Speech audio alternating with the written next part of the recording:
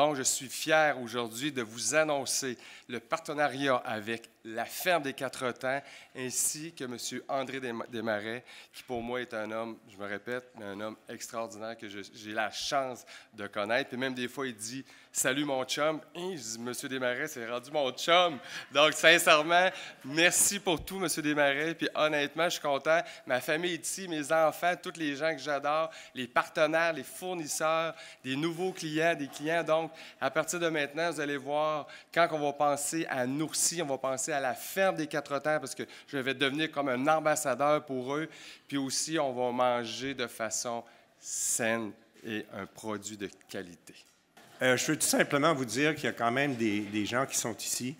Jean-Martin Fortier, qui est notre maraîcher en chef, qui va vous adresser la parole plus tard, qui va vous parler un peu de notre système qui nous permet de développer un produit de qualité, un produit local et qui, nous espérons, se développera dans la province au complet avec le temps. Moi, je veux juste prendre l'occasion de souligner comment c'est un moment important quant à moi parce que de voir quelqu'un une entreprise comme Nourcy qui cherche à mettre de l'avant les petits producteurs locaux avec une entente qui nous permet, nous, comme producteurs, de savoir où on s'en va en termes de production.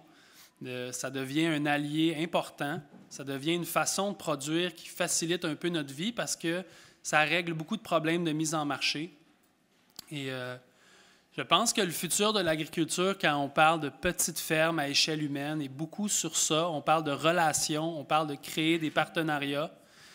Je l'ai fait parce que je suis convaincu qu'on s'en va dans une mauvaise direction en ce qui a trait à la nourriture. Et je crois que pour nos enfants et nos petits-enfants, on serait très intelligent de retourner un peu vers l'arrière et vers la façon dont la nourriture se faisait à une autre époque.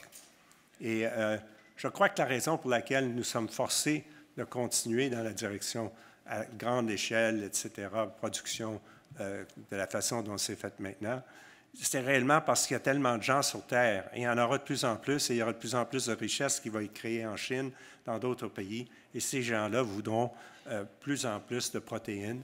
Et donc, forcément, ça mettra beaucoup plus de pression sur le système.